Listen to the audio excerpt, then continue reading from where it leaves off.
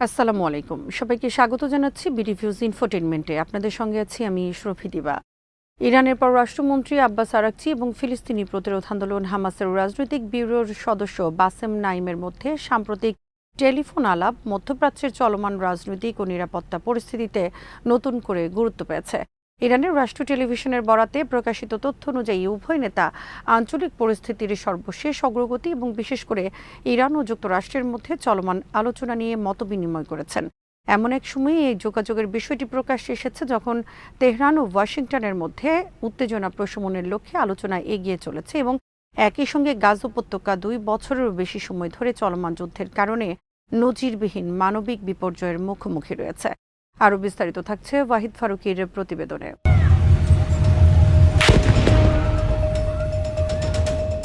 ইরানের রাষ্ট্রীয় টেলিভিশনের প্রকাশিত বিবরণ অনুযায়ী ফোনালাপে আব্বাস আরাকচি বাসেম নাইমকে অঞ্চলের সর্বশেষ পরিস্থিতি সম্পর্কে অবহিত করেন এবং ইরান ও যুক্তরাষ্ট্রের মধ্যে চলমান আলোচনার বিভিন্ন দিক তুলে ধরেন। একই সময় হামাসের প্রতিনিধি ইরান ও যুক্তরাষ্ট্রের মধ্যে অর্জিত সমঝোতাকে ইতিবাচক হিসেবে উল্লেখ করেন এবং আশা করেন যে এর ফলে শুধু দুই দেশের মধ্যকার উত্তেজনা কমবে না, বরং গাজা উপত্যকায় দীর্ঘদিন ধরে চলমান সংঘাত বন্ধের ক্ষেত্রেও একটি নতুন পরিবেশ তৈরি হবে। হামাসের এই অবস্থান মধ্যপ্রাচ্যের রাজনৈতিক পর্যবেক্ষকদের দৃষ্টি আকর্ষণ করেছে, কারণ সংগঠনটি সাধারণত আঞ্চলিক কূটনৈতিক উদ্যোগের বিষয়ে অত্যন্ত সতর্ক অবস্থান গ্রহণ করে থাকে। কিন্তু এবার তারা প্রকাশ্যে আশা প্রকাশ করেছে যে বৃহত্তর আঞ্চলিক সমঝোতা ফিলিস্তিনি জনগণের জন্য ইতিবাচক ফল বয়ে আনতে পারে।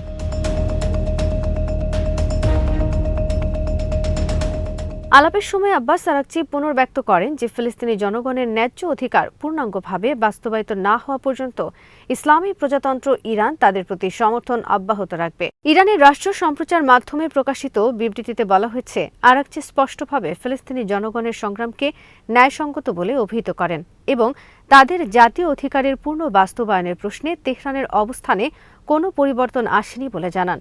এই বক্তব্যের মাধ্যমে ইরান একদিকে যেমন তার ঐতিহ্যগত নীতির ধারাবাহিকতা বজায় রাখার বার্তা দিয়েছে, অন্যদিকে একই সঙ্গে ওয়াশিংটনের সঙ্গে চলমান আলোচনা সত্ত্বেও ফিলিস্তিনি প্রশ্নে কোনো আপোষের সুযোগ নেই বলেও ইঙ্গিত দিয়েছে।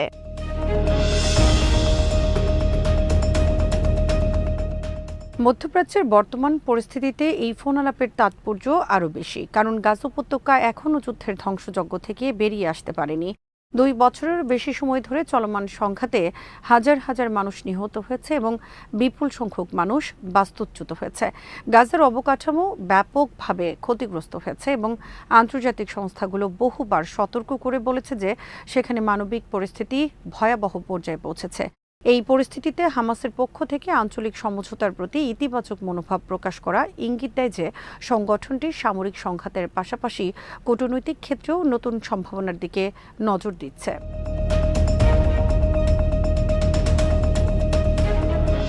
হামাসের রাজনৈতিক ব্যুরোর সদস্য বাসেম নাইমের বক্তব্যে বিশেষভাবে গুরুত্ব পেয়েছে যুদ্ধবন্ধের প্রশ্ন।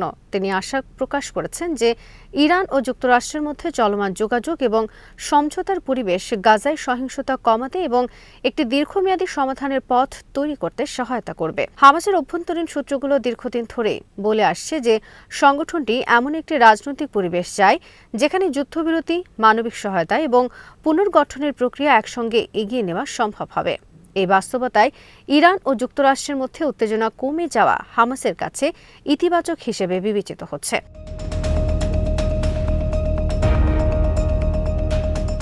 ইরানের জন্য এই যোগাযোগ কৌশলগতভাবে গুরুত্বপূর্ণ। সাম্প্রতিক বছরগুলোতে তেহরান পশ্চিমা বিশ্বের সঙ্গে সম্পর্ক পুনর্বিন্যাসের চেষ্টা চালিয়ে গেলেও একই সঙ্গে তারা নিজেদের আঞ্চলিক মিত্রদের সঙ্গে সম্পর্ক আরও দৃঢ় করেছে। হামাস, ইসলামিক জিহাদ এবং লেবাননের হিজবুল্লাহকে ঘিরে গড়ে ওঠা তথাকথিত প্রতিরোধ অক্ষের অন্যতম প্রধান সমর্থক হিসেবে ইরান নিজেকে প্রতিষ্ঠিত করেছে। ফলে ওয়াশিংটনের সঙ্গে আলোচনা এগিয়ে নেওয়ার পাশাপাশি হামাসকে সরাসরি পরিস্থিতি সম্পর্কে অবহিত করা এবং তাদের আশ্বস্ত করা তেহরানের কৌশলগত পরিকল্পনার অংশ বলেই মনে করছেন বিশ্লেষকরা। এর মাধ্যমে ইরান একটি বার্তা দিতে চেয়েছে যে আন্তর্জাতিক কূটনৈতিক প্রক্রিয়ায় অংশ নেওয়ার অর্থ এই নয় যে তারা তাদের দীর্ঘদিনের মিত্রদের থেকে দূরে সরে যাচ্ছে।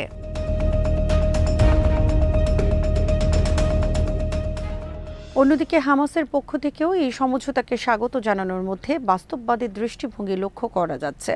গত 2 বছরের সংঘাতে গাজা ব্যাপক ধ্বংসযজ্ঞের মুখোমুখি হয়েছে এবং সামরিক সংঘাতের পাশাপাশি রাজনৈতিক সমাধানের প্রশ্ন ক্রমশ গুরুত্বপূর্ণ হয়ে উঠেছে।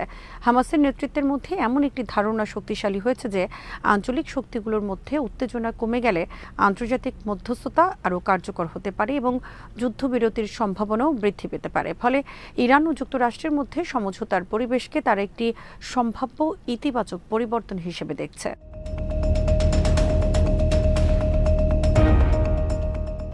আব্বাস আরাকচির বক্তব্যে আরেকটি গুরুত্বপূর্ণ দিক ছিল ফিলিস্তিনি জনগণের জাতীয় অধিকারের বিষয়টি। ইরান বরাবরই দাবি করে আসছে যে ফিলিস্তিনি জনগণের আত্মনিয়ন্ত্রণের অধিকার এবং স্বাধীন রাষ্ট্র প্রতিষ্ঠার দাবিকে আন্তর্জাতিকভাবে স্বীকৃতি দিতে হবে। আরাকচির সাম্প্রতিক বক্তব্যেও সেই অবস্থানের পুনরাবৃত্তি দেখা গেছে। তিনি স্পষ্টভাবে বলেছেন যে ফিলিস্তিনিদের বৈধ জাতীয় অধিকার সম্পূর্ণভাবে বাস্তবায়িত না হওয়া পর্যন্ত ইরানের সমর্থন অব্যাহত থাকবে। এর মাধ্যমে তেহরান বোঝাতে চেয়েছে যে ওয়াশিংটনের সঙ্গে আলোচনা ও আঞ্চলিক উত্তেজনা প্রশমনের প্রচেষ্টা ফিলিস্তিন প্রশ্নে তাদের মূল অবস্থানকে প্রভাবিত করবে না।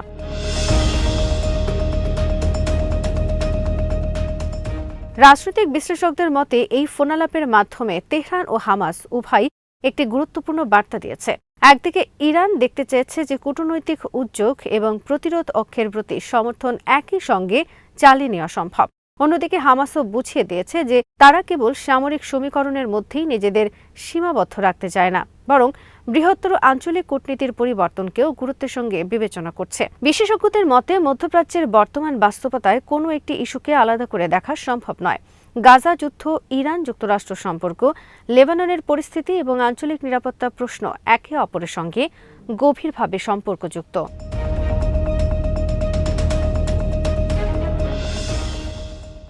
ফোনালাপটি এমন সময় হয়েছে যখন বিভিন্ন আন্তর্জাতিক পক্ষ গাজায় স্থায়ী যুদ্ধবিরতির জন্য নতুন উদ্যোগ গ্রহণের চেষ্টা করছে। কাতার, মিশর এবং অন্যান্য মধ্যস্থতাকারী দেশগুলো দীর্ঘদিন ধরেই যুদ্ধবিরতি প্রতিষ্ঠার জন্য কাজ করে যাচ্ছে।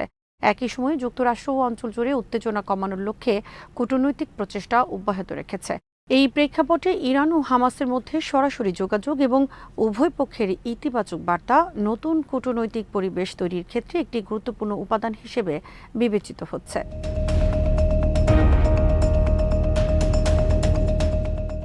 মধ্যপ্রাচ্যের রাজনীতিতে ইরানের প্রভাব এবং হামাসের সঙ্গে তাদের ঘনিষ্ঠ সম্পর্ক বহু বছর ধরেই আলোচনার কেন্দ্রবিন্দুতে রয়েছে।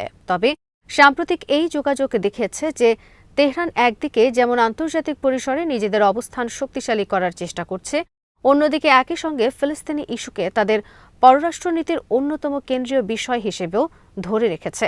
হামাসের পক্ষ থেকে সমঝোতাকে স্বাগত জানানোর মাধ্যমে স্পষ্ট হয়েছে যে সংগঠনটিও পরিবর্তিত আঞ্চলিক বাস্তবতাকে গুরুত্বের সঙ্গে বিবেচনা করছে এবং বৃহত্তর কূটনৈতিক প্রক্রিয়াকে গাজার ভবিষ্যতের জন্য একটি সম্ভাব্য ইতিবাচক উপাদান হিসেবে দেখছে।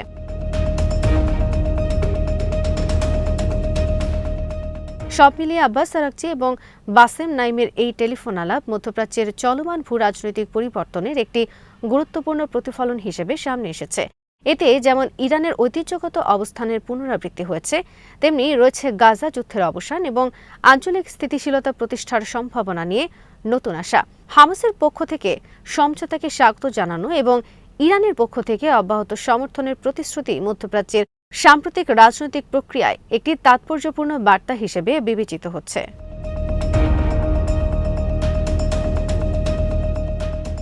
আজ এখানেই শেষ করছি। সমরাস্ত্র প্রতিরক্ষা ও কূটনীতির নানা তথ্য জানতে চোখ রাখুন বিডি ভিউজ ইনফোটেইনমেন্টে। চ্যানেলটি ভালো লাগলে সাবস্ক্রাইব করুন। আল্লাহ হাফেজ।